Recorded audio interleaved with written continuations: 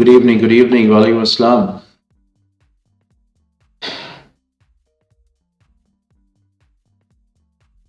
हाँ भाई।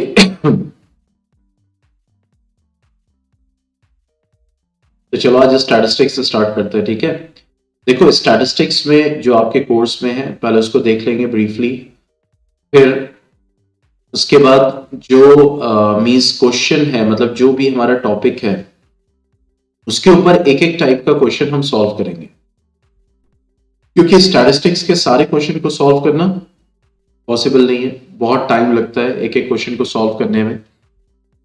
तो हम कॉन्सेप्ट को समझेंगे छोटे छोटे क्वेश्चन से, और हर टाइप का एक क्वेश्चन सॉल्व करेंगे।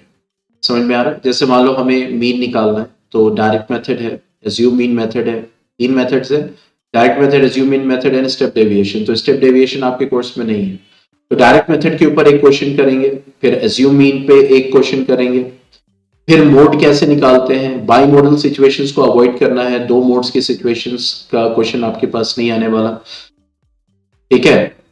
जैसे कि सैंपल पेपर्स में भी दिख रहा है, ठीक है, जैसे कि सैंपल पेपर्स में हमें दिख रहा है उस हिसाब से।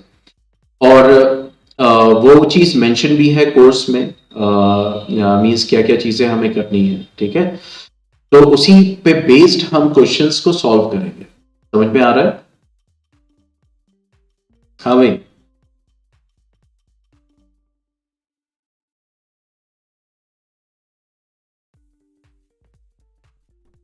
ठीक है, तो चलो फिर मींस देखते हैं, समझते हैं कि क्या है, और फिर उसी हिसाब से चैप्टर को आगे बढ़ाते हैं। स्टैटिस्टिक्स आपने क्लास 9th में स्टडी किया था, और बहुत सारी सिचुएशंस को आपने स्टडी भी किया था, टेबल कैसे बनाते हैं, ठीक है, ये सब। और ज्यादातर आपने जो है मींस दो तरह की टेबल मींस आप लोगों ने स्टडी की थी। One was the group frequency distribution table, then ungroup frequency distribution table, ठीक है। तो यहाँ पे जनरली हमें जो mean, median and mode consider करना है इस चैप्टर में, ठीक है, मीन, मीडियन एंड मोड जो हमें इस चैप्टर में कंसिडर करना है, तो वो मींस हमें ग्रुप डेटा का कंसिडर करना है, मींस ग्रुप का, ठीक है। तो हम ये जानते हैं कि भाई मीन किसी का निकालना हो तो ऑब्वियसली जितना डेटा है उसको ऐड करो, और जितना नंबर है उससे डिवाइड कर दो। Means means total number of means when you take the mean, so sum of all observations upon total number of observation, ये जनरली मीन होता है, जो जनरली हमने मीन सीखा। मीन क्या होता है? That is average. Means sum of जितने भी ऑब्जर्वेशंस हैं जिनका मीन निकालना है उसका सम कर दें, sum of all observations upon total number of observations, हमारा मीन आ जाएगा।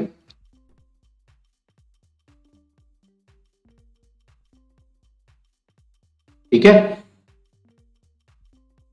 क्लियर? तो मान लो कि 10 लोगों की हाइट दी हुई है या 10 लोगों का वेट दिया हुआ है, उसका हमें मीन निकालना है, तो हम क्या करेंगे? 10 लोगों का वेट जो है वो ऐड कर देंगे, फिर उसके बाद उसको 10 से डिवाइड कर देंगे, मीन वेट हमारे पास आ जाएगा। जनरली हम यही करते हैं कि मान लो आपके पास दिया हुआ 10 लोगों का wait, for example 50 kg, 55 kg, ठीक है, 60 kg, 65, I will not write kg again and again, 65, again 66, then 67, then 65 is repeated, then 63 is there, कितना हो गया? 1 2 3 4 5 6 7 8, 60 kg, again 60 kg।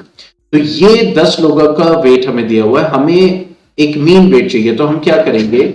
मीन निकालने के लिए हम क्या करें? इन सबको सम कर देंगे, सम ऑफ ऑल ऑब्जर्वेशंस, और जितने ऑब्जर्वेशंस हैं उनसे हम क्या करेंगे? इसको डिवाइड कर देंगे, ठीक है। टोटल नंबर ऑफ ऑब्जर्वेशन से हम इसको डिवाइड कर देंगे, तो हमारा जो मीन वेट है यहां पे आ जाएगा, ठीक है। लेकिन अब यहां पे जो आपके पास ग्रुप डेटा है जनरली, मींस जो आपको निकालना है ग्रुप डेटा का, तो वी विल सी जहां पे हमें मींस सिचुएशन दी जाएंगी, टेबल दी जाएगी, और जैसा कि यहां पे दिया हुआ है कि x bar, that is the mean, is what? f1 x1 plus f1 x2 plus l कौन है भाई इतना मैसेज कर रहा है?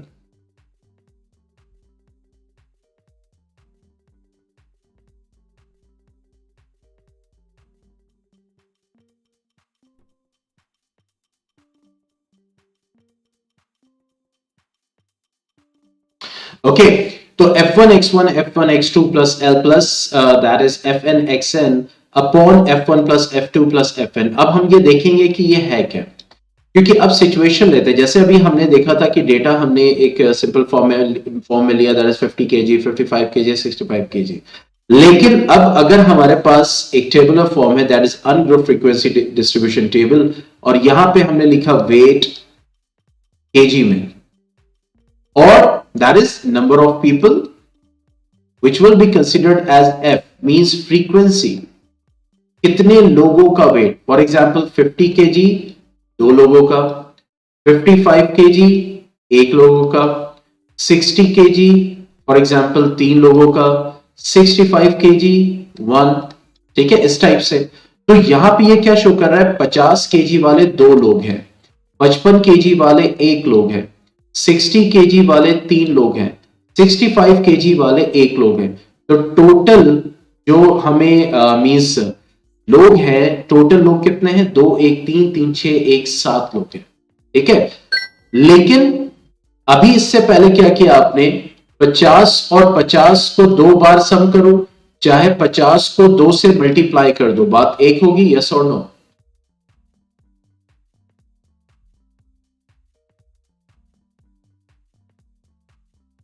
ठीक है, तो अब यहां पे, अब ये थोड़ी है कि यहां पे हमें अनग्रुप फ्रीक्वेंसी डिस्ट्रीब्यूशन टेबल के फॉर्म में दिया हुआ है, तो हम इसको अब जाएंगे, अच्छा 50 2 बार है तो चलो मीन निकालना है, तो 50 प्लस 50 किया, 55 1 बार है तो 1 बार 55 ऐड किया, 60 3 बार है तो 3 बार 60 किया, नहीं ऐसा नहीं करेंगे।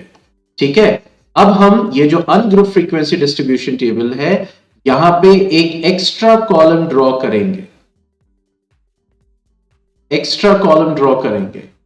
ठीक है, क्योंकि ये जो वेट है ये हमारा है x, और ये जो फ्रीक्वेंसी है ये हमारा f, और यहां पे हम करेंगे fi xi, यानी इन दोनों को मल्टीप्लाई, और मल्टीप्लाई करके लिखेंगे दैट इज 100। इसको मल्टीप्लाई करके लिखा कितना हो गया 55, इसको मल्टीप्लाई करके लिखा कितना हो गया 80, इसको मल्टीप्लाई करके लिखा कितना हो जाएगा, दैट इज 65। ठीक है, देखो मैं आपके लिए और अच्छे सा बना देता हूं।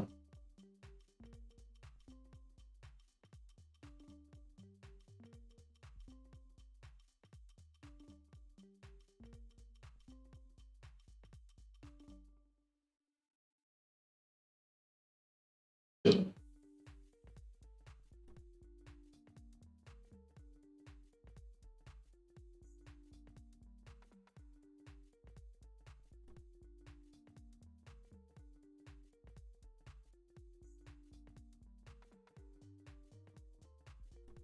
ये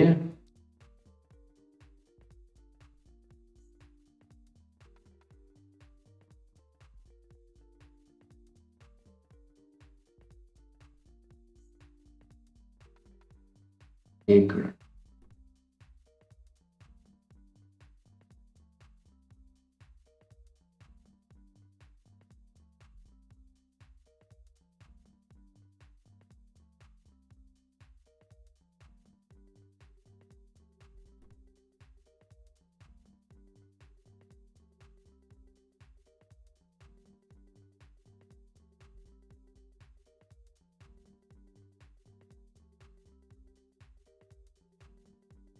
ठीक है, चलो प्रॉपर वे में करते हैं।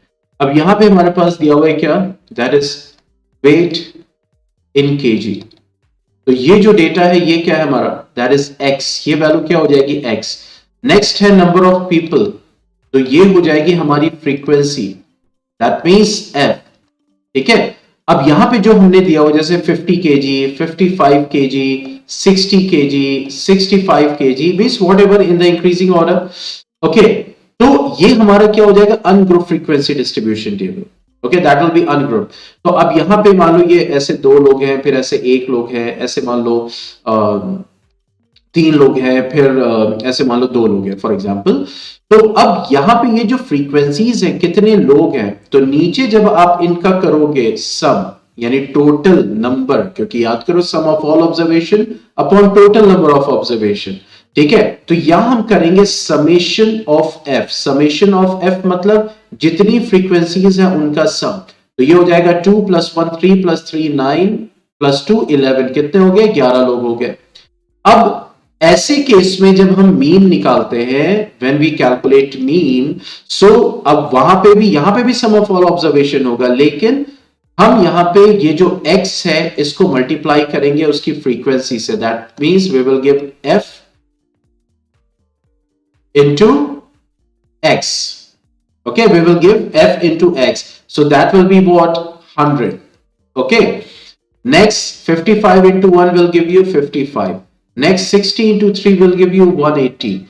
65 into 2 will give you what? 130. अब जल्दी से सम करके बताओ कितना आएगा इसका, ठीक है। और ये जो होगा ये होगा summation. Summation means sum of F I X आई।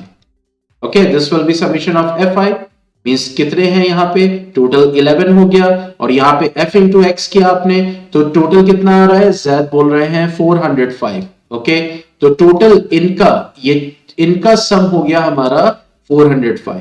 तो इस केस में जहां पे हम डील कर रहे हैं क्या? Ungroup frequency distribution table in this form, तो वहां पे आपको क्या दिया होगा? ये टेबल दी होगी, ये कॉलम दिया होगा, ये थर्ड कॉलम आपको क्रिएट करना पड़ेगा।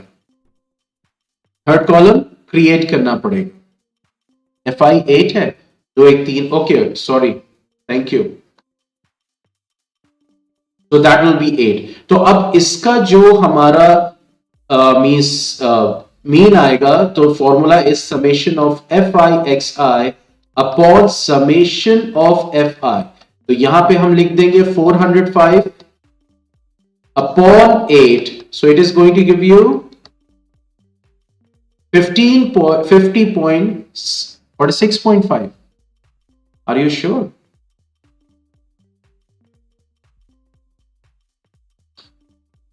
$405 किया है ना?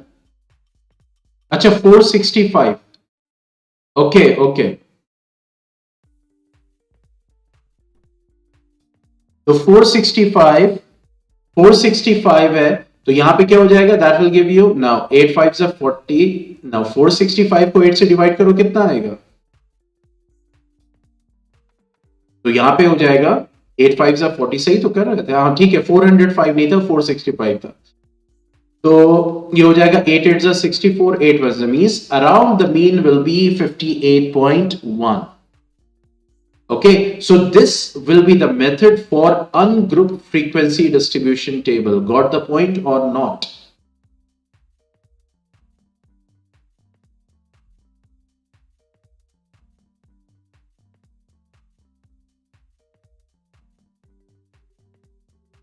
ठीक है, याद रखिएगा अनग्रुप फ्रीक्वेंसी डिस्ट्रीब्यूशन टेबल में, तो ये जो थर्ड टेबल है, ये थर्ड कॉलम, ये आपको क्रिएट करना पड़ेगा, और फिर उसका सम करके इससे इसको डिवाइड करेंगे। आगे बढ़े।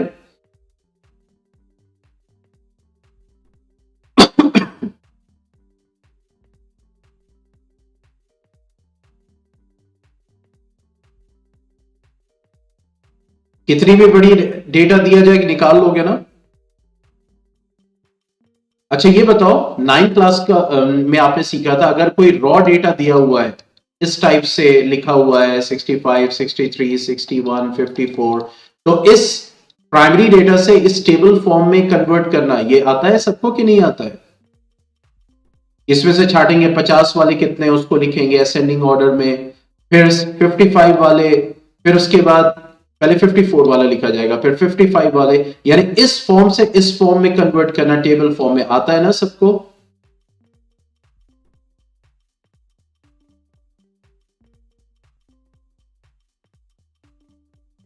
अब आते हैं, देखो, ग्रुप फ्रीक्वेंसी डिस्ट्रीब्यूशन टेबल का मीन निकालना।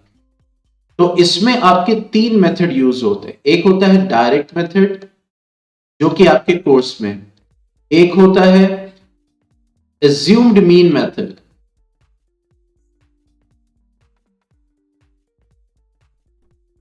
ये आपके कोर्स में। एक होता है step deviation method,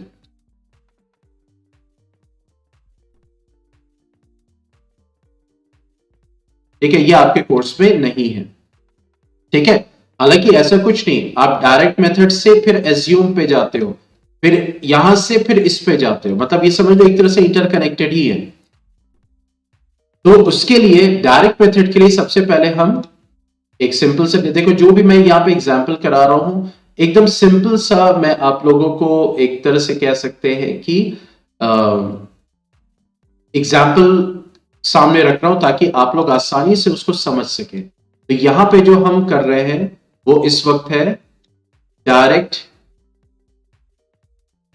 method of mean calculation of group data. Okay, that is a direct method.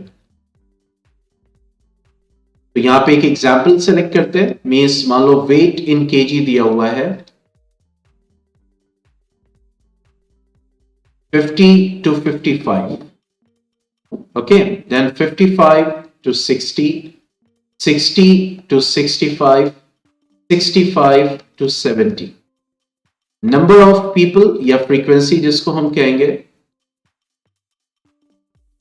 अब देखो उसमें क्या था, जो अनग्रुप था वो जो हमारा यहां पे डेटा दिया हुआ था वही एक्स था, लेकिन ग्रुप में जब हम ग्रुप फ्रीक्वेंसी डिस्ट्रीब्यूशन टेबल को डील करेंगे तो ये डेटा हमारा एक्स नहीं होगा, लेकिन जो फ्रीक्वेंसी है वो एफ रहेगी। मान लो ऐसे 50 से 55 के बीच में 2 लोग हैं, 55 to 60 के बीच में 3 लोग हैं, ठीक है, और ये हमारा हो गया 2 और ये हो जाएगा 3, लाइक दिस। तो समेशन एफ आई यहां पे कितना हो जाएगा, that will B 3 + 2 that is 10। अच्छा, रैंडमली एक अच्छा फिगर तैयार हो गया, दैट इज 10, ठीक है। अब ग्रुप में हम क्या करेंगे, देखो अब ये जो हमारा क्लास इंटरवल है ना, इसका हम क्लास मार्क निकालेंगे और वो होगा हमारा क्या, मींस देखो तुम यहां पे इसको एफ आई भी बोल सकते हो। Let us go with the NCERT, that will be more good and okay for you. ठीक है, जैसे यहां पे आपने देखा होगा ये सब एक्स आई एफ आई यहां पे यूज किया गया है, ठीक है। तो हम यहां पे भी हम यूज करते हैं x I F I, okay. तो अब ये जो हमारा एक्स आई होगा, ये जो हम नया कॉलम इसमें क्रिएट करेंगे, ठीक है, और एक और यहां पे हमें कॉलम क्रिएट करना है इस वाले में,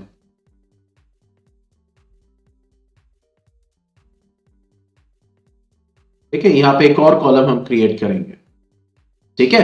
तो ये हमारे पास डेटा अवेलेबल होगा, ये हमारे पास डेटा अवेलेबल होगा, तो ये जो फ्रीक्वेंसी है ये हमारी एफ आई हो जाएगी। अब यहां पे 2 कॉलम्स हमें क्रिएट करने पड़ेंगे, ये वाला और ये वाला। एक कॉलम एक्स आई का होगा और एक कॉलम होगा एफ आई एक्स आई। यहां तक कोई डाउट?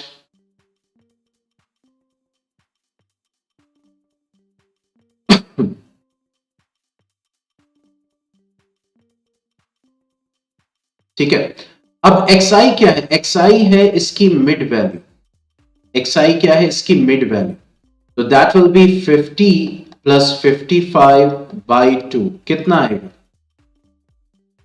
50 + 55/2, जल्दी जल्दी बताओ।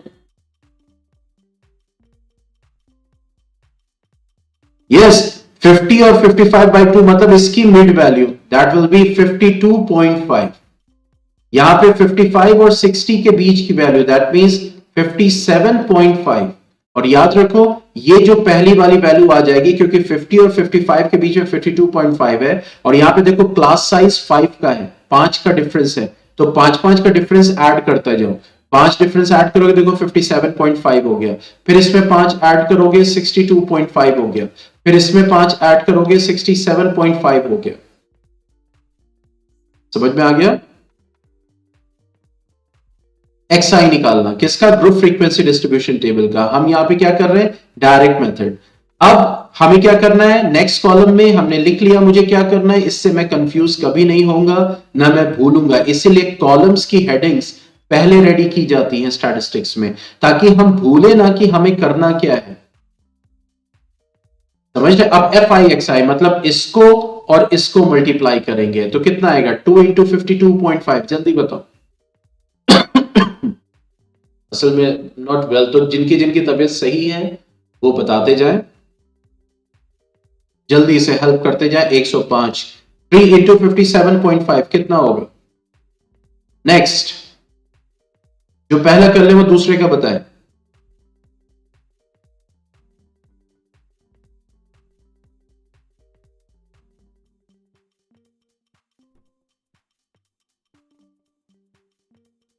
Yes 172.5। Okay, next 2 × 62.5।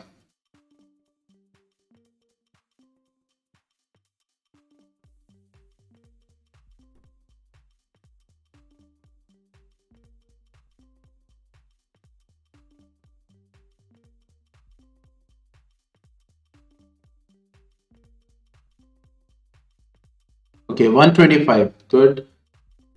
Now this one, 3 × 67.5, 202.5। Okay, तो अब इसका हम करेंगे सम, that is summation of fi xi। So what it will be? चारों का सम बताओ।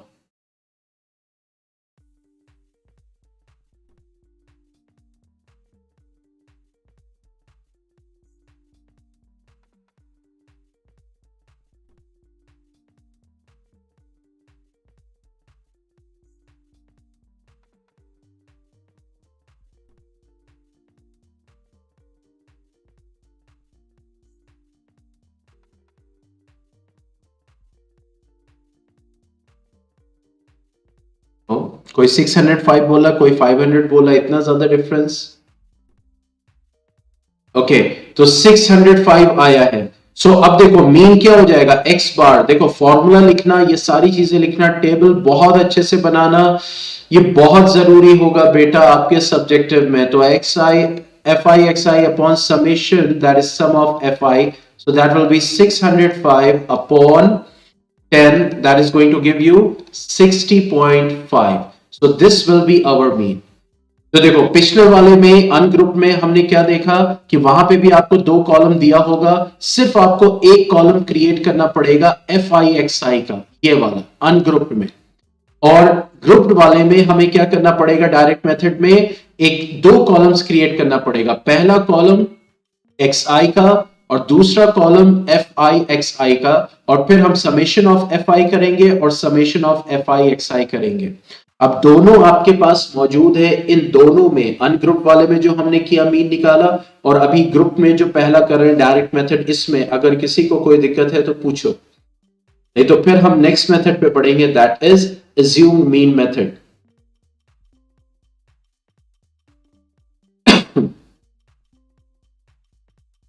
ऐसे ही सॉल्व करना होगा, समझ रहे? और मिसिंग फ्रीक्वेंसी वाले भी क्वेश्चन हम जब मोड को करेंगे और मीडियन को करेंगे तो मिसिंग फ्रीक्वेंसी वाले क्वेश्चंस भी करेंगे, जो हमें बोर्ड ने डायरेक्ट किया है। और बोर्ड ने सैंपल पेपर एकदम अपने सिलेबस के अकॉर्डिंग ही बनाया है, तो जहां तक हम लोग का एजम्पशन था वो एकदम 100% करेक्ट है। इवन कार्बोनेट्स कंपाउंड के लिए भी जो एजम्पशन था वो करेक्ट है, यानी जो फंक्शनल ग्रुप्स उसमें ऐड नहीं किए थे तो उन्होंने फंक्शनल ग्रुप्स के बारे में पूछा है, तो उससे रिलेटेड हम उसको मींस जैसा हमने आपको बताया था जब कार्बोनेट्स कंपाउंड शुरू कर रहे थे।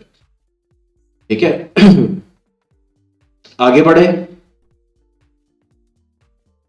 आराम से देख लीजिए, आराम से देख लीजिए। If you want to copy it, if you want to means carry it, you क्योंकि देखो ये पूरा कॉन्सेप्ट मैं बता रहा हूं, टेबल कोई भी हो, क्वेश्चन कोई भी हो, इसी तरीके से सॉल्व होगा। हाँ, बट ये आपको करना है, आपका कैलकुलेशन एकदम 100% करेक्ट होना चाहिए। ठीक है, क्या करना है, जैसे मैंने कहा जब आप कोई भी बोले डायरेक्ट मेथड से सॉल्व करना है या एज्यूम मीन मेथड से सॉल्व करना है, तो कितने कॉलम्स क्रिएट करने, खट खट खट बना लिए, इतना प्रैक्टिस करना, उसकी हेडिंग्स को डाल दिया, ये होती है कॉलम हेडिंग्स, इसको पहले ही से डाल दो, because there will be no confusion for it. चले बोर्ड को मिटाएं, एज्यूम मीन मेथड को करते हैं फिर।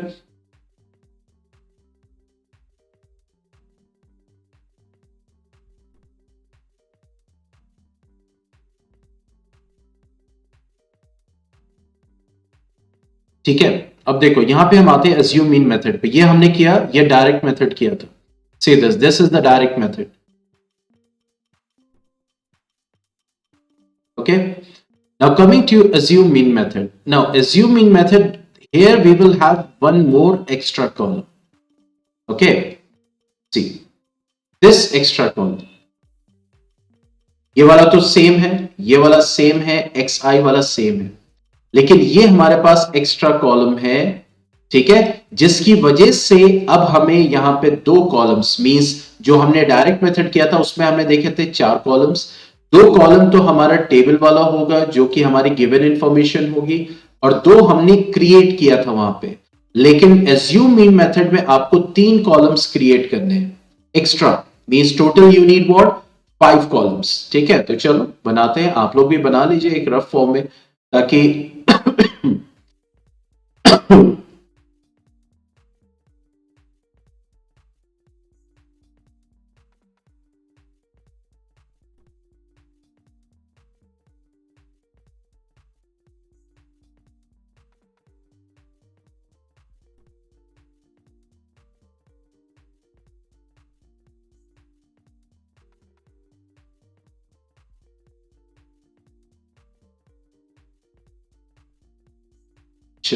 तो अब यहां पे हम करते हैं that is assume mean method.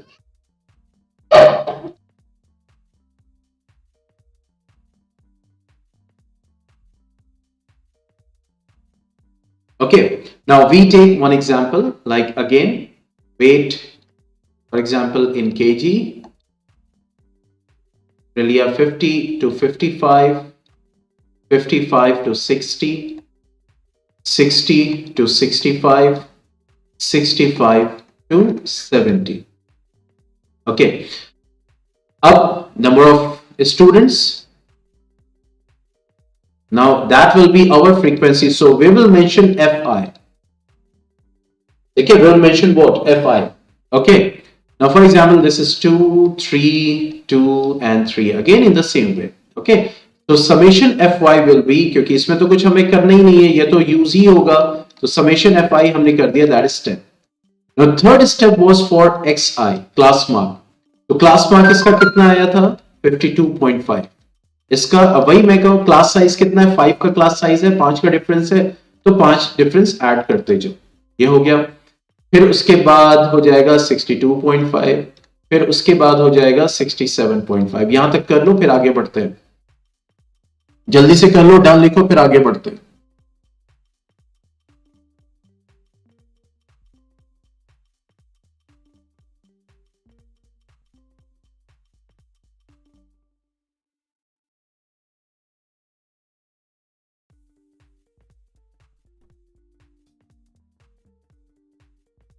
अब देखो नेक्स्ट स्टेप यहां पे अब जो है assume means assumption, assumption we have to do. अब देखो क्लास मार्क्स हमने ले लिए, ठीक है, अब यहां पे आपको किसी एक वैल्यू, जनरली हम मिड वैल्यू को लेते हैं जो ऑलमोस्ट एकदम मिड नहीं, कोई भी एकदम बीचों बीच ही सेलेक्ट करते हैं, क्यों, ताकि हमें वहां पे एक पैटर्न मिलता है। अभी अभी मैं दोबारा कर रहा हूं शायद, हम उस पे आ रहे हैं टेबल पे, ठीक है, तो कोई भी ये जितने भी क्लास मार्क आया है इसमें से कोई भी एक वैल्यू जनरली हम क्यों सेलेक्ट करते हैं, ताकि हमें एक पैटर्न मिल जाता है और हमें कैलकुलेशन में आसानी होती है। जरूरी है कि बीच का आप इसको भी सेलेक्ट कर सकते हैं, इसको भी सेलेक्ट कर सकते हैं, इसको भी, किसी एक को सेलेक्ट कर सकते हैं, और वो जो सेलेक्ट करेंगे, जैसे इन्होंने यहाँ पे 47.5 किया है, तो ये जो हमने क्लास मार्क सेलेक्ट किया है, अब सब में से इसको अब हम माइनस करेंगे, so that is called what di. Di was, that is xi minus that assumed value. Getting my point or not?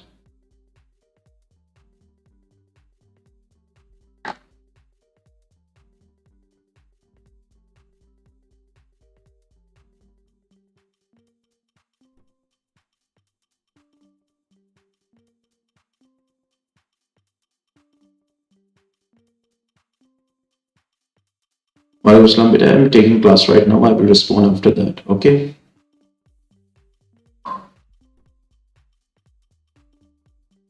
Okay. तो अब यहां पे वही चीज है कि अब ये जो क्लास मार्क है, we have to calculate what D I. अब डी आई क्या होगा, that will be X I, this is X I minus that assumed value, उसको हम ए सेलेक्ट कर रहे हैं, तो हमने मान लो इसको ए मान लिया,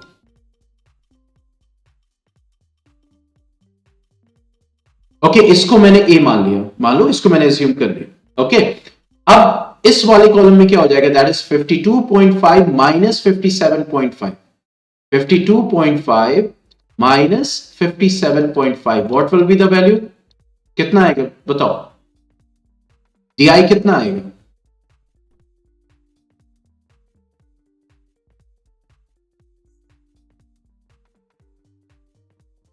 यस दैट इज -5। नेक्स्ट अब यहां पे क्या करेंगे, 57.5 माइनस 57.5 कितना हो जाएगा, 0। ठीक है, अब यहां पे क्या करेंगे, 62.5, see the formula over here, minus A हमने कितना एज्यूम किया 57.5, देखो कितना हो जाएगा, that will be +5 and 67.5 minus 57.5 that will give you 10। तो देखो यहां पे क्या मिल रहा है, -5, 0, 5, 10, तो नंबर्स में एक ट्रेंड मिल जाता है जिसकी वजह से कैलकुलेशन इजी हो जाता है।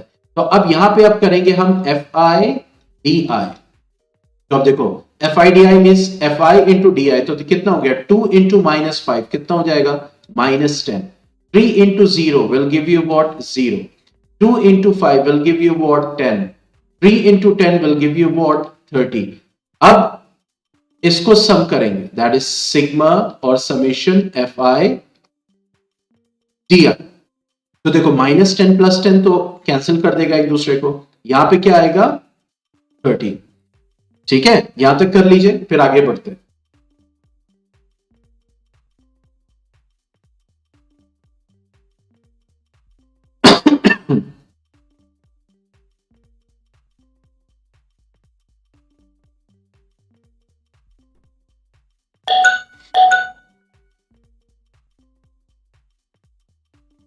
That is the assume mean method, beta. This is another method for mean calculation. We have done direct method. Now this is another method for mean calculation. That is the assume mean method.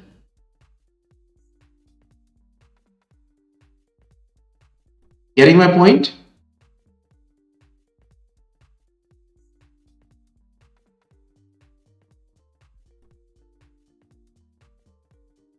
Yes, 100% अलग method है, अलग अलग methods हैं। ये जो हम कर रहे हैं that is assume mean method.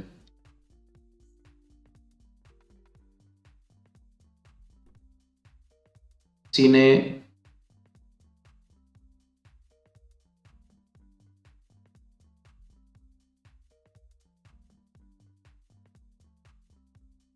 ठीक है, अब देखो यहां पे क्या डिफरेंस है, बहुत ध्यान से समझना। अनग्रुप फ्रीक्वेंसी डिस्ट्रीब्यूशन टेबल में हमने क्या किया था, सीधा दोनों कॉलम्स की वैल्यू को मल्टीप्लाई किया था, समेशन FI/XI किया, FI से डिवाइड किया, हो गया था।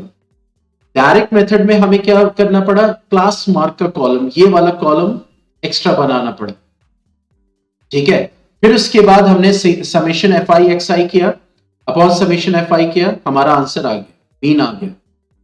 ठीक है, यहां पे एज्यूम मीन मेथड में हमने क्लास मार्क का कॉलम बनाया, फिर उसके बाद उसमें से एक वैल्यू को एज्यूम किया।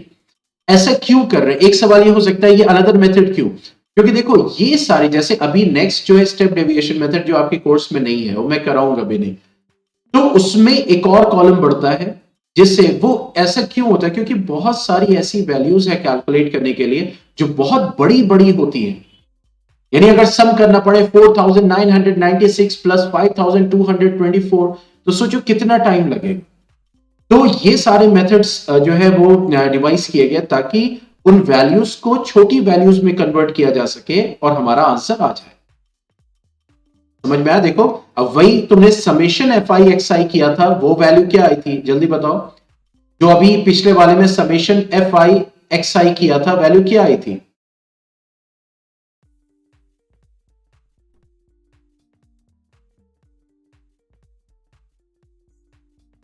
605।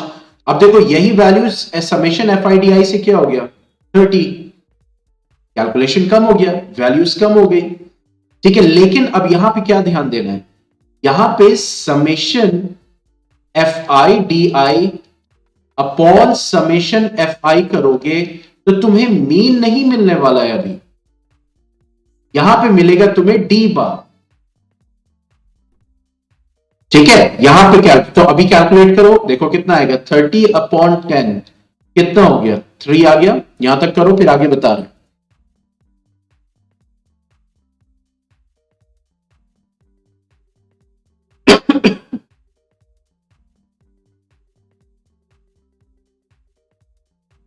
तो यहां पे एज्यूम मीन मेथड में ये सारे कॉलम्स बनाने के बाद हम सबसे पहले कैलकुलेट करते हैं डी बार।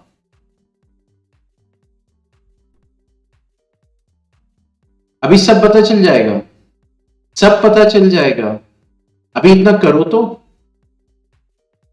हो गया ये।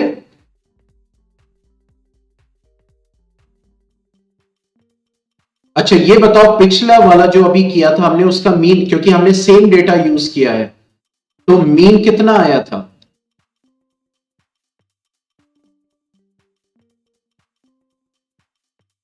60.5। अब देखो मीन का फॉर्मूला एज्यूम्ड मीन मेथड में क्या होता है, x bar that is the mean is what A plus D bar, this is the formula for the mean. तो मीन क्या हो जाएगा, ए क्या कैलकुलेट, क्या हमने एज्यूम किया था 57.5, और डी बार की वैल्यू कितनी आई है 3, ऐड करो देखो मीन आ गया 60.5 और नॉट।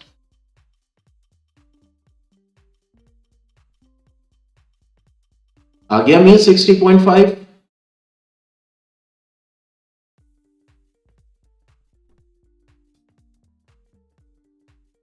ठीक है, तो एज्यूम्ड मीन मेथड में हम पहले कैलकुलेट करते हैं डी बार। ये जो आप करोगे summation F I D I upon summation F आई, ये डी बार होगा। फिर उसके बाद नेक्स्ट स्टेप पे आप मीन निकालोगे जिसमें आप डी बार में ऐड करोगे एज्यूम्ड वैल्यू, ये जो आपने एज्यूम किया था। समझ में आ गया?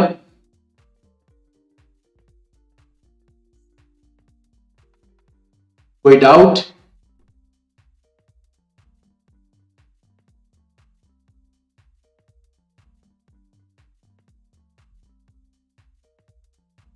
ठीक है, तो अब देखो, अब मैं आपके सामने एक डेटा रख रहा हूं। ठीक है, अब मैं आपके सामने एक डेटा रख रहा हूं, और उस डेटा के बेस पे आपको मीन डायरेक्ट मेथड और एज्यूम्ड मीन मेथड दोनों से निकालना है। रेडी है सब लोग? पहले हम निकालेंगे एज्यूम्ड मीन मेथड से।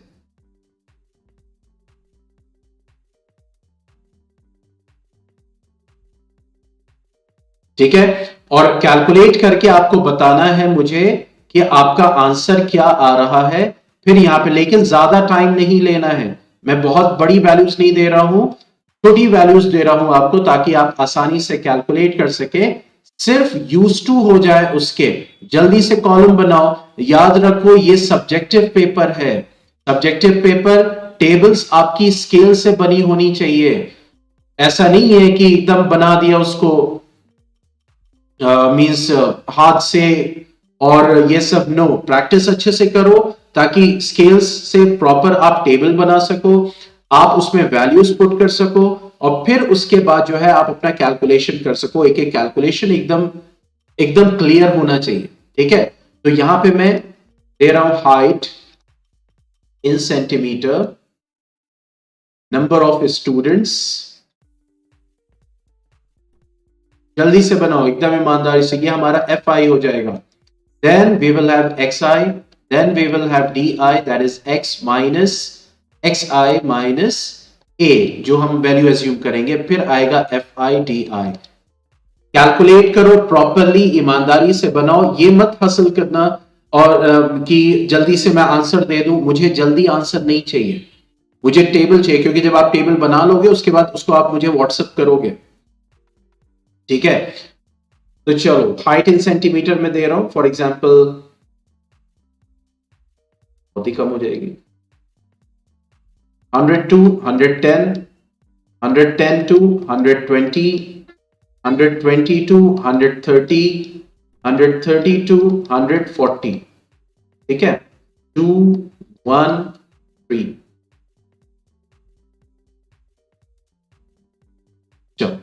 या आपके पास टेबल है, तो अभी आप सबसे पहले करो एज्यूम्ड मीन मेथड से।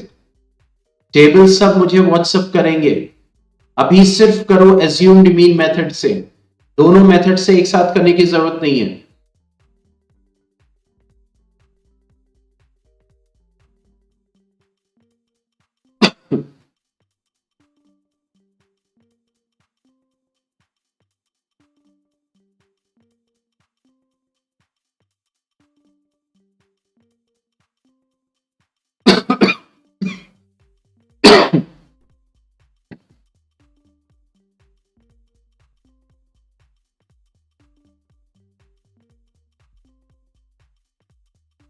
जब आप सॉल्व कर लोगे, जो आपका मीन वैल्यू आएगी आप चैट बॉक्स में लिखोगे यहां पे, और फिर उसी सेम को आप मुझे व्हाट्सएप करोगे।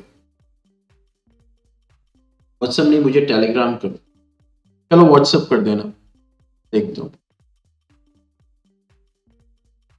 अगर टेलीग्राम कर सकते हैं तो that will be much better.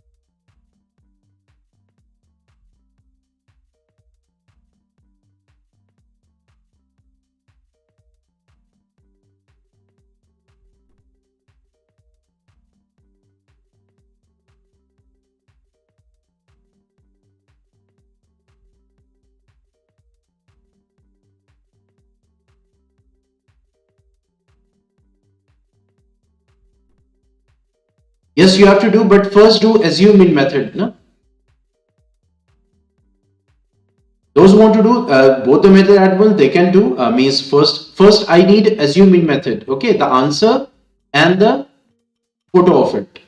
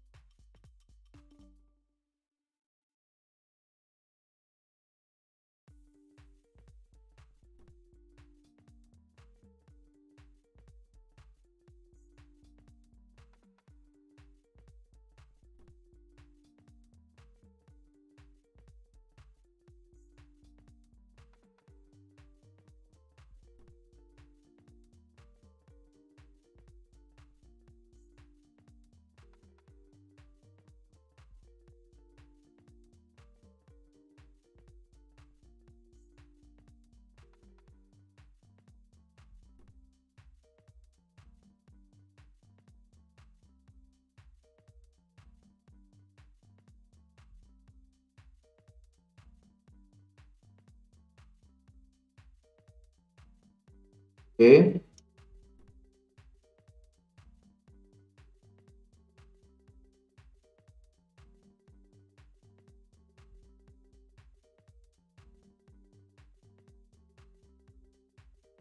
Okay. Kashyap आपने किया तो सही तरीके से है, कैलकुलेशन भी उम्मीद करते हैं एकदम सही होगा। लेट अस सी बाकी सबका क्या आ रहा है। प्रेजेंटेशन एकदम सही है।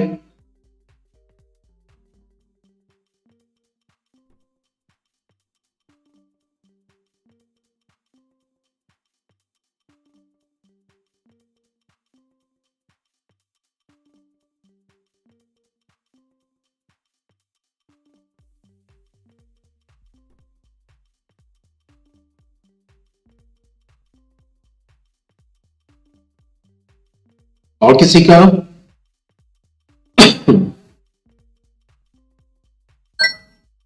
ओके, जैद का भी आ गया है। नहीं जैद, देखो देखो columns, let me show you one thing. Calculation सही है but telegram, where is my Telegram?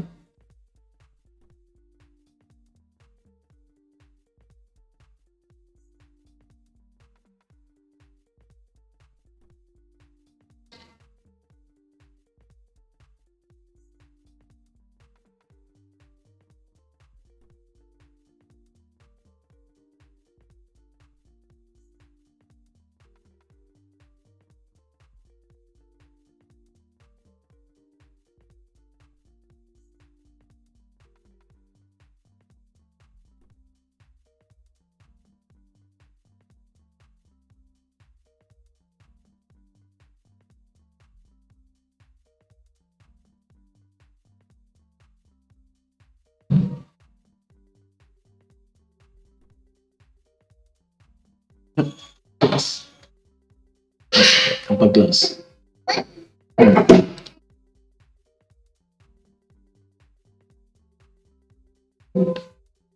देखो सर, अब आपने जो यहां पे किया ना, देखो ये डी आई कॉलम, अगर आपने ये यहां पे लिख दिया, आपको इसको शिफ्ट करना है इधर।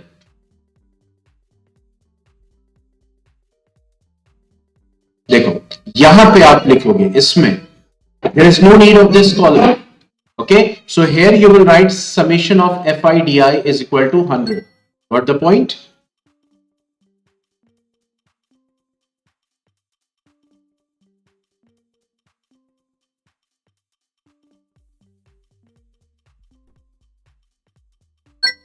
ओके, नेक्स्ट थिंग मींस जब भी आप देखो टेबल बनाओ, वफा मैं बिल्कुल आपने सही किया है। एक चीज देखिए, जब भी आप लोग टेबल बनाइए, मैं जानता हूं हो सकता है वो अभी जल्दीबाजी की वजह से किया होगा, तो कॉलम्स कभी एक्स्ट्रा नहीं बनाइए।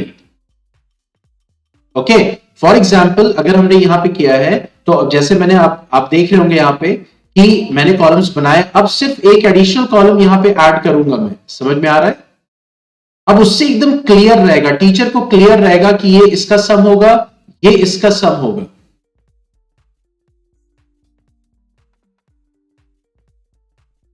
ओके, सो कॉलम्स जो है वो सब क्या होते हैं? जस्टिफाइड होते हैं। ओके, तो कोई भी एक्स्ट्रा कॉलम बनाने की जरूरत नहीं है। मींस वफा, मींस जो एक्स्ट्रा लाइन नीचे ले जाने की जरूरत नहीं है, because that will not give a clear picture, that will not give a good presentation of it.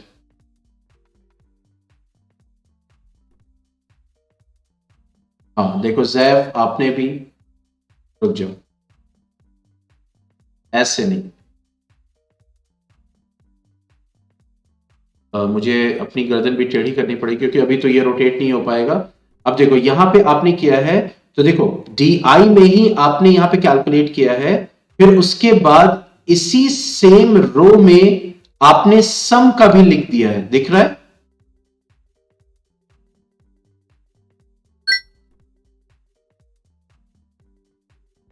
जैफ, देखो यहां पे क्या होगा, जब मैं डी आई कोई भी यहां पे वैल्यू आई, फॉर एग्जाम्पल कोई भी वैल्यू आई, मान लो एक्स वाई कुछ भी, तो यहां पे मैं सम नहीं लिख रहा हूं। देखो मैं यहां पे नहीं सम लिख रहा हूं, सम के लिए, क्योंकि यहां पे जो चार कॉलम्स हैं और ये पर्टिकुलर रो इसके लिए डेडिकेटेड है, इसकी वैल्यूज के लिए डेडिकेटेड है, तो मैं उसके लिए अलग से यहां पे रो बनाऊंगा, और वो रो, सॉरी, अलग से मैं यहां पे एक उसमें सेल दूंगा, और ये रो इसके लिए टोटल के लिए होगी, और ये रो इसके टोटल के लिए होगी। ठीक है? Not like this, not like this.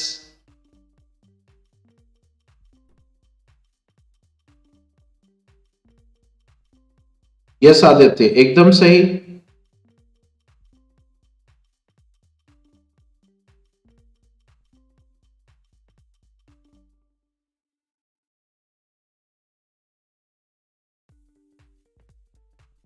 सही है।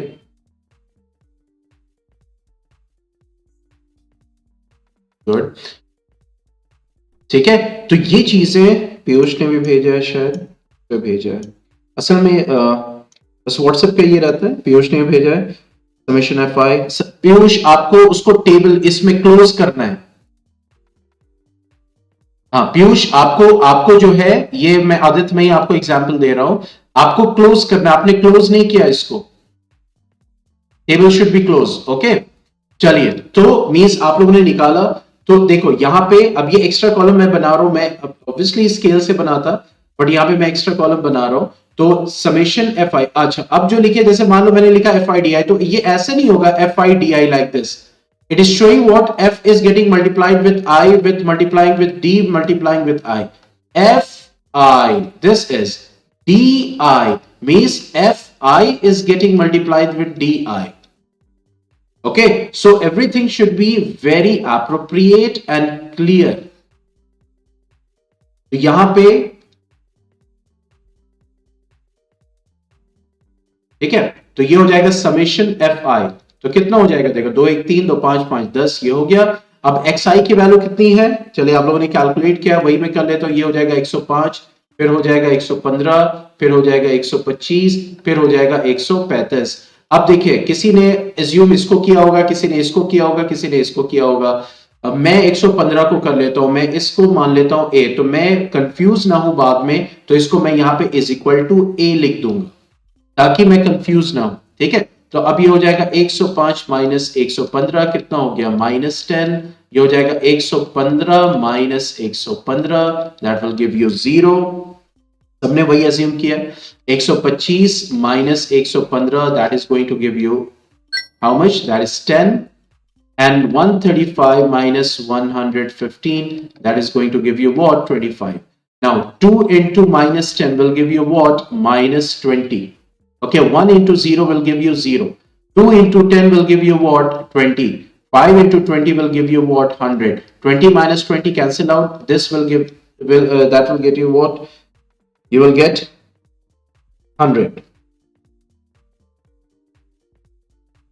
Okay, Shizan is also given. Shizan, आपने नंबर ऑफ स्टूडेंट्स को सम नहीं किया, सिग्मा एफ आई नहीं लिखा। ठीक है, सिग्मा एफ आई नहीं लिखा Shizan. Yes obviously it is recommended to make the table with pencil.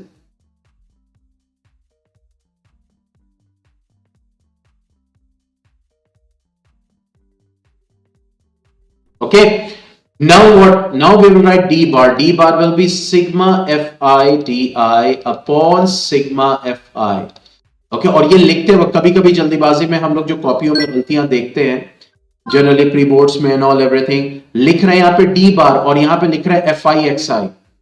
इन सबको भी बड़ा ध्यान रखिएगा, ये गलतियां आप लोगों से होती है। ठीक है, तो ये हो जाएगा 100 upon 10, that will give you what, 10। Now x bar will be what, a plus d bar. What is a? A is 115 plus d bar. D bar is 10. So that will be 125. That will be the mean. Got the point? समझ में आ गया?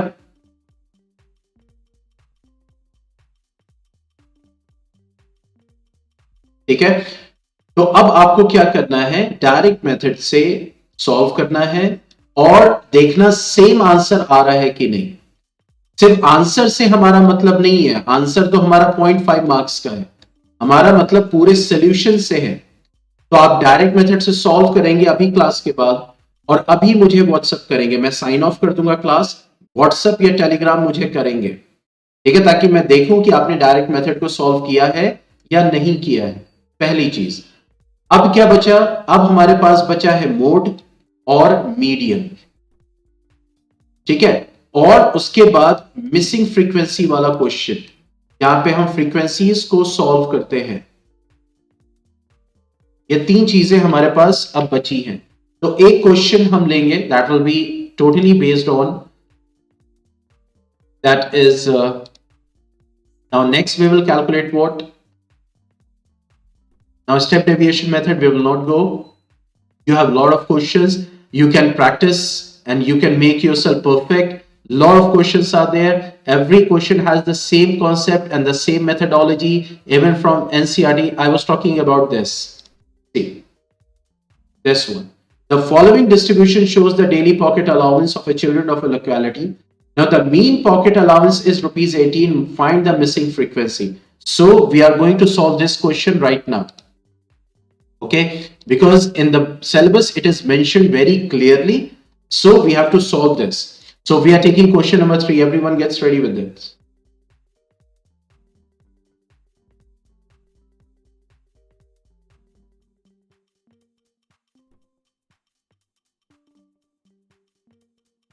Okay, now what is telling?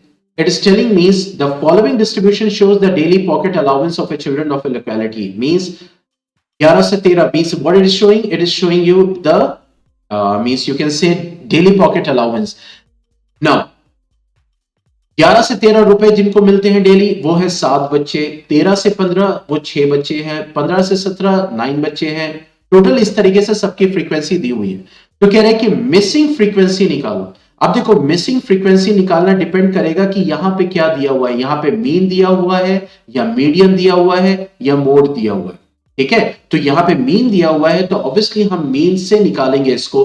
Group है तो obviously you have the direct method, you have the assume mean method, but we will go for the easy because यहां पे सिर्फ हमें frequency निकालना है। अब देखो कितने रोज बनेंगे, 1 2 3 4 5 6 7 8 बनेंगे। तो चलो जल्दी से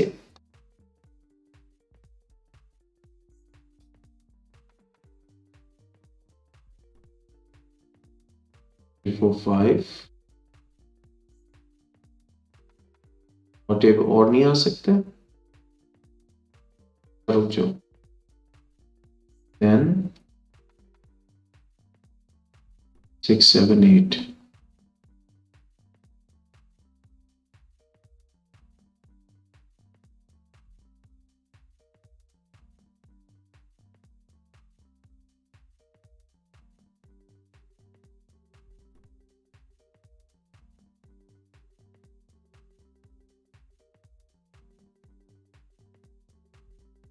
okay. Now we are what के स्विच करना पड़ेगा बार बार डेटा के लिए। Daily pocket allowance and number of children. ठीक है, तो यहां पे मैं शॉर्ट में लिख दे रहा हूं daily pocket allowance and number of children that is frequency. Number of children that is frequency, that is FI that we will make. Okay, थोड़ा सा इसको छोटा भी करना पड़ेगा नेक्स्ट कॉलम के लिए। वेट,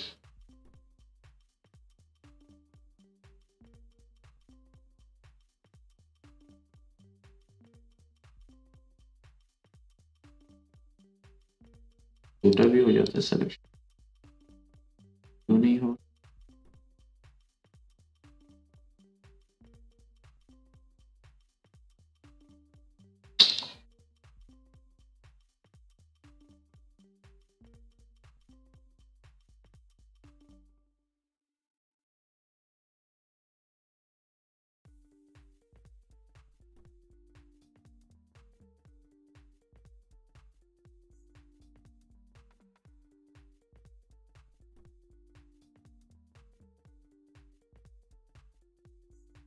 चलो अभी ये छोटा नहीं हो रहा है तो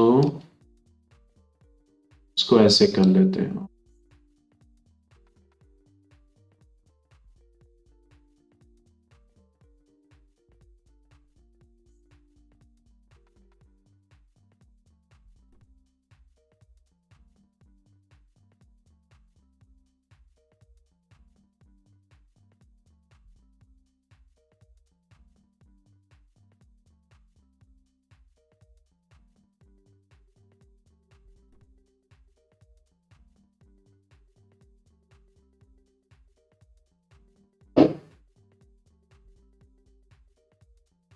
ओके, तो डेली पॉकेट अलाउंस है। डेली पॉकेट अलाउंस मैं अभी शॉर्ट में लिख दे रहा हूं लेकिन आप लोग नहीं लिखेंगे।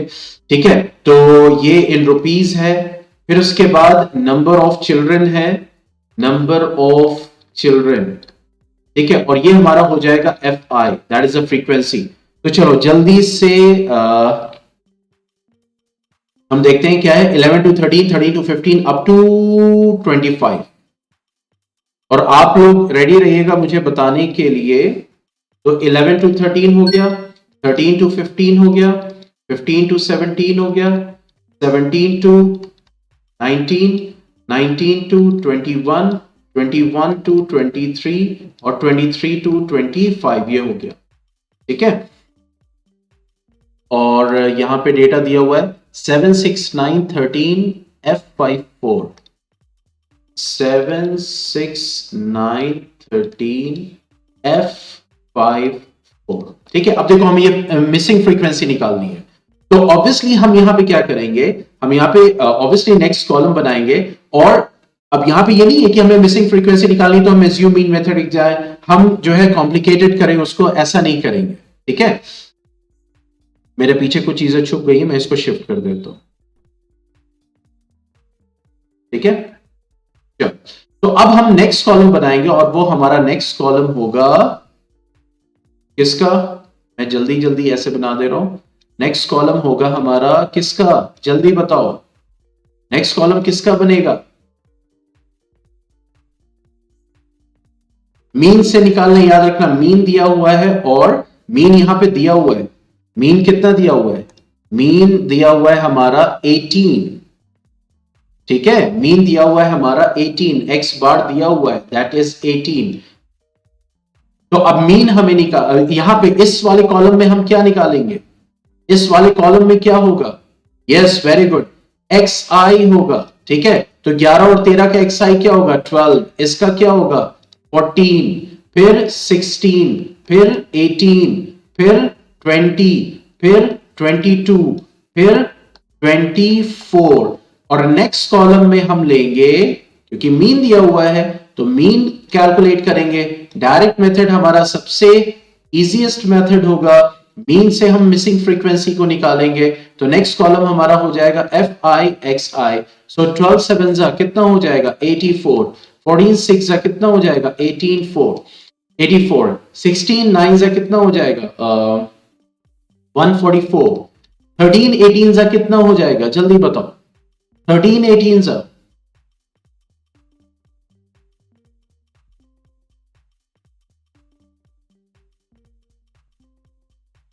यस 234। ठीक है, उसके बाद देखो अब ये क्या हो जाएगा 20 इंटू एफ, क्या हो जाएगा 20F, यहां पे ऐसे लिखेंगे। ठीक है, फिर उसके बाद 5 इंटू 22 कितना हो जाएगा, दैट विल गिव यू 110, और 4 इंटू 24 विल गिव यू 96। यहां तक हो गया सबका, जल्दी करो।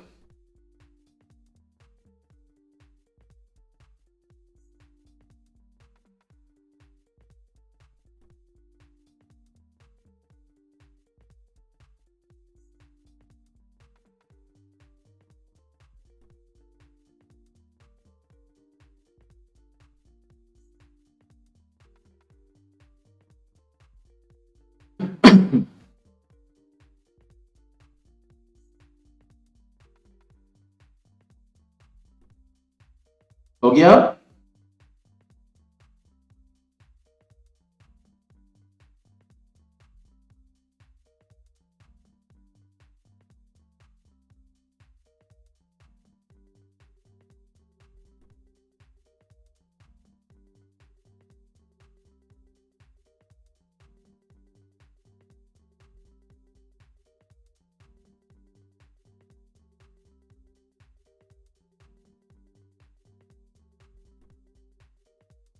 जल्दी बताओ, डन लिखो जल्दी से।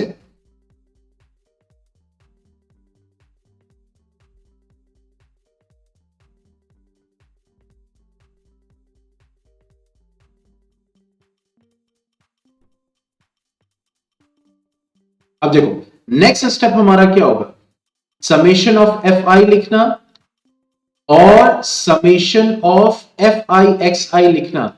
लेकिन यहां पे मैंने कॉलम थोड़ा सा छोटा बनाया है, इस वजह से यहां पे मैं लिख रहा हूं।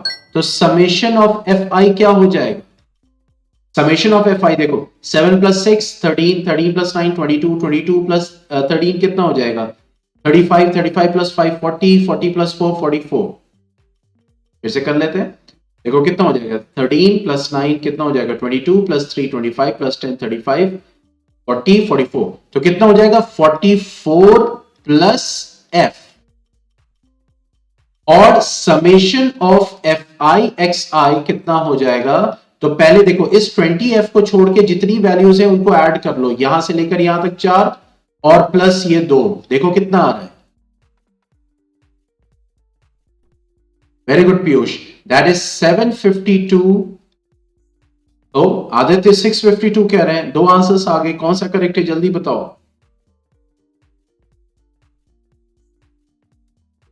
ओके तो 752 और साथ में ये, क्योंकि यहां पे ये टर्म है ना, तो प्लस 20f ऐसे लिख देंगे। देखो ये यहां लिखा जाएगा, इस जगह पे लिखा जाएगा, यहां पे स्पेस नहीं है, इस वजह से मैं यहां पे लिख रहा हूं, मैं पहले क्लियर कर रहा हूं।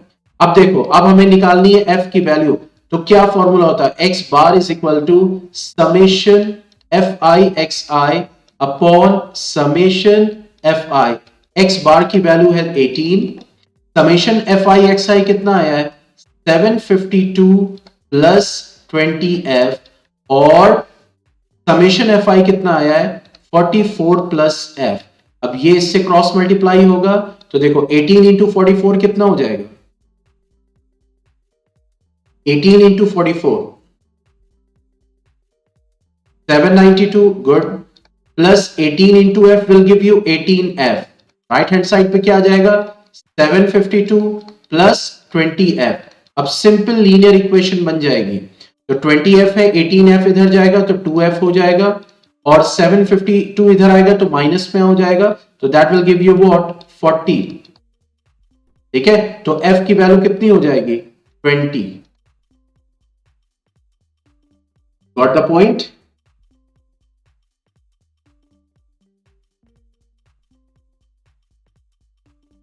मिसिंग फ्रीक्वेंसी कैसे हम मीन से सॉल्व करते हैं, तो आज हम लोगों ने मीन का पोर्शन कंप्लीट किया।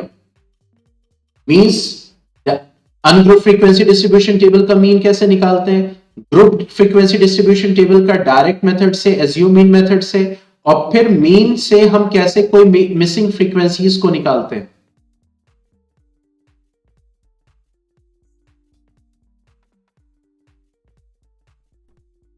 Got the point.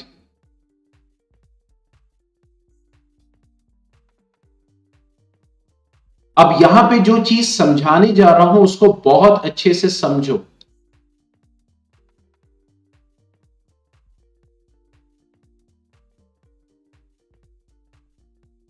देखो यहां पे अभी हमने कैलकुलेट किया एक फ्रीक्वेंसी की वैल्यू, लेकिन क्वेश्चन आपको किसी दो की भी दे सकता है।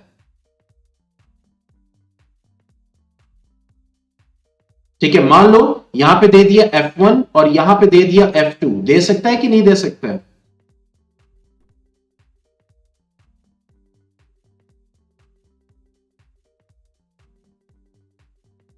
ठीक है, तो अब जब इसको सम करोगे तो मान लो यहां पे हमने सम किया था तो आया कितना था 44 प्लस एफ, यहां पे क्या आया था 44 प्लस एफ। लेकिन जब दो फ्रीक्वेंसीज मिसिंग होगी तो ऐसा कुछ आ सकता है, मान लो 23 प्लस f1 प्लस f2, ये एक बनेगा यहां पे इस टाइप से। मैं इस पे क्वेश्चन कराऊंगा, ऐसा नहीं मैं स्किप कर रहा हूं, मैं डबल फ्रीक्वेंसी वाला क्वेश्चन भी कराऊंगा, लेकिन मैं आइडिया दे रहा हूं कि अभी साथ ही में समझ जाओगे तो आसानी होगी। तो उसी तरीके से जब तुम समेशन एफ आई एक्स आई को निकाल रहे होगे तो यहां पे भी कुछ इस टाइप से आएगा, लाइक मींस ऐसे मान लो 600 प्लस 20 f1 प्लस 13 f2, इस टाइप से कुछ आएगा, क्योंकि दो फ्रीक्वेंसीज होंगी।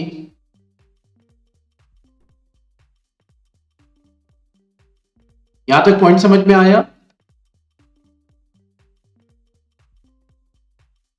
ठीक है, अब चूंकि यहां पे तुम्हें दो फ्रीक्वेंसीज निकालनी है तो जाहिर सी बात है यहां पे दो इक्वेशंस काम करेंगे, और ये हमारा सॉल्व होगा पेयर ऑफ लीनियर इक्वेशन से। और इन दोनों के लिए सिचुएशन जरूर दी होगी कि सारे फ्रीक्वेंसीज का सम जो है वो इतना आ रहा है, तो उससे आप इक्वेशंस को, यानी हम इक्वेशंस को बनाएंगे, और फिर दो इक्वेशंस, क्योंकि यहां पे दो वेरिएबल्स हैं, तो या तो किसी एक वेरिएबल के टर्म में एक इक्वेशन होगी या फिर दो वेरिएबल्स डायरेक्ट होंगे, तो हमें दो इक्वेशंस दी होंगी, यानी दो सिचुएशंस दी होंगी जिससे हम लीनियर इक्वेशन से इन दोनों की वैल्यूज को F1 और F2 को कैलकुलेट करेंगे। बस यही फर्क है, ज्यादा नहीं।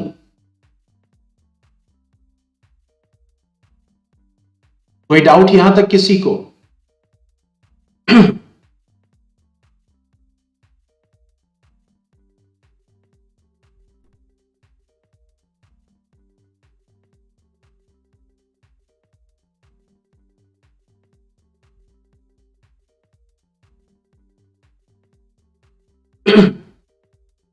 ठीक है, आप लोग देख रहा होगा कि आज ग्रीन स्क्रीन पीछे दिख रही है, सर के पीछे स्क्रीन कैसे दिख रही है और बाकी सब नहीं।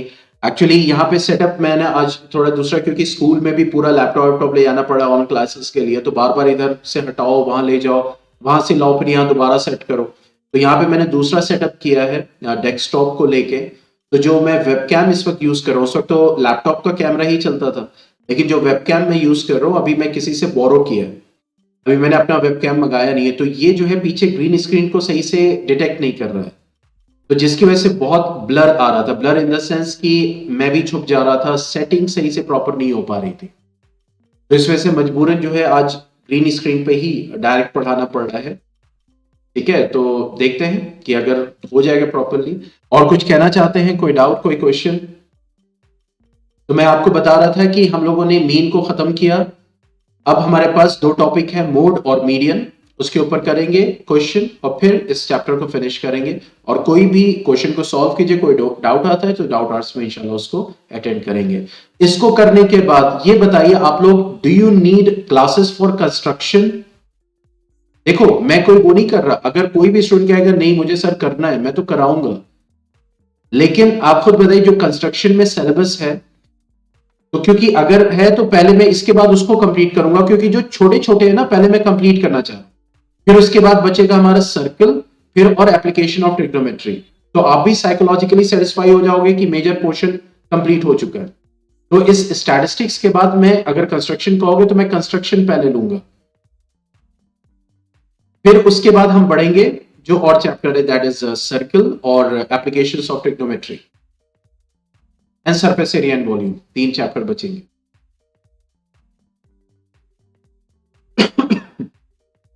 कैसा बताइए construction?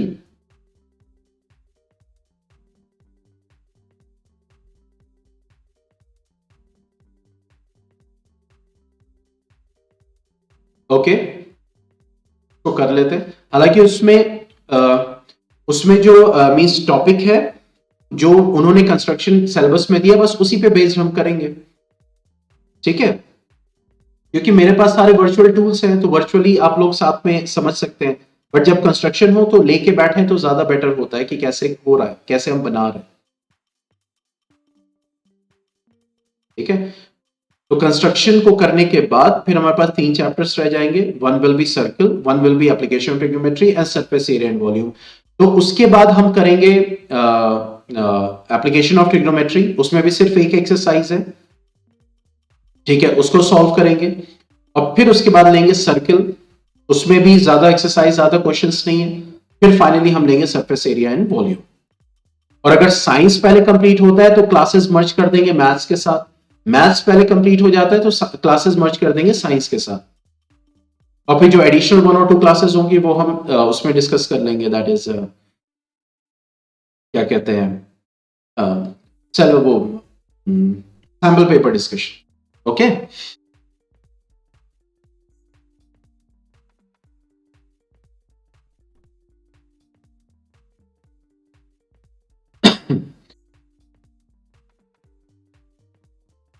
okay then, stay home, stay safe, goodbye, assalamu alaikum warahmatullahi wabarakatuh.